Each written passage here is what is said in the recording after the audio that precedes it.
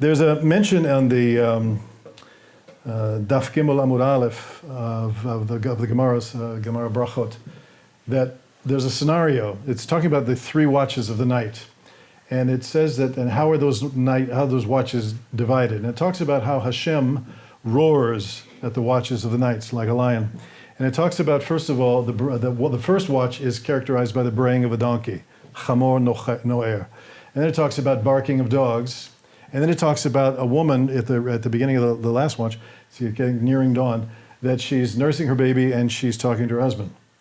The Maharal of Prague has a fascinating perush, a fascinating interpretation on this. He said these 3 watches represent 3 major sections or episodes or themes in Jewish history. The first is where Jews are burdened, because the donkey is a beast of burden. The second is a time when Jews are killed. Now, when did the dogs not bark, according to our sages? In Mitzrayim. Okay, remember that. But the barking of the dogs represents a time when Jews are being slaughtered, really. And then the third watch, he said, the Maharal of Prague said, the third watch of the night, at this latter phase in history, will be the most dangerous. And now think of it. What could be more normal or more natural than a woman nursing her baby talking to her husband? And he said, it's at the time when things look the safest and most normal that you have the need to be the most hyper-vigilant. And what's happening now here is we've got people coming to us, loving us, saying, we want to give you money. We want to support you politically.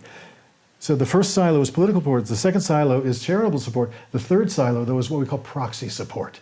And proxy support is something that's happened over the last 40 years where missionaries have stopped coming, like the Christian Zionists, and person-to-person evangelizing. And now the money flow is going to the indigenous Messianic church. So you have any proof of this? Well, I'll give you one good case study with a name you know very, very well. 2 syllables. First one, hey. Fill in the second one. Gi. All right? John Hagee came up with a theology. I don't mind saying this publicly to the world because he said it. A theology called dual covenant. It was radical in the Christian world for him to say that. Amongst fundamentalists, amongst evangelicals, radical for him to say this. He said, I believe that there are 2 covenants, one by God to the Jewish people, another by God to the non-Jews. So we don't have to missionize to the Jews because God will deal with the Jews. Sounds great, got rid of the missionaries, right? Wrong. Fast forward.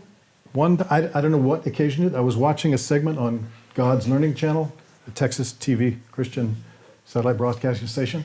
Here's John Hagee. John Hagee says, we have an opportunity to put the gospel on Israeli television, on the Hot channel. It was one of the channels, I think it was Hot. 24/7 we can have gospel programming. I need $1 million to pay the license fee to put Christian programming into every house on the channel cable. And I'm giving the first 1,000. I need 999 more people to give the next 1,000 each. Now, think about this. Gemara Cup time. If there are 2 covenants, and God is already dealing with the Jews the way he wants to deal with the Jews, and he has another one, then why is Hagee raising money to missionize the Jews? Okay, that's right there. And that's one example of many other cases.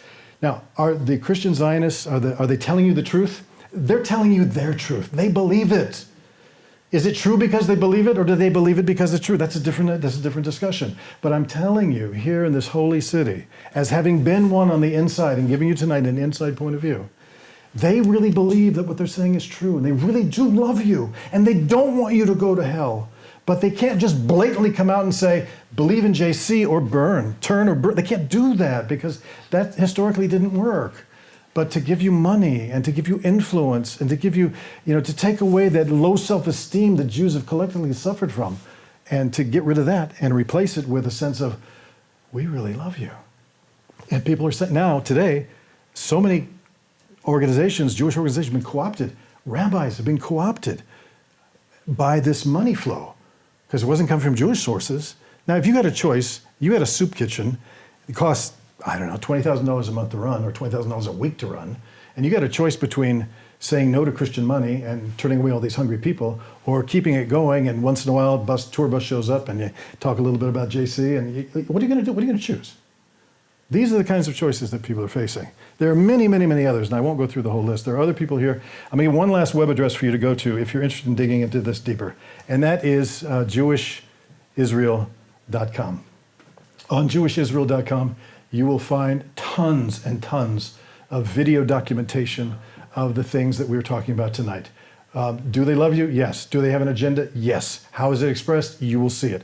Whether it's the Dugit Cafe in Tel Aviv, or whether it's the people on the nature trail, on the what do you call it, the Shvil HaArtzi. It's all over the place. I never in my life, I came to this week after not being in Israel for a number of years. I'm overwhelmed with how deeply rooted the Christian presence is here now, and affecting the government and further.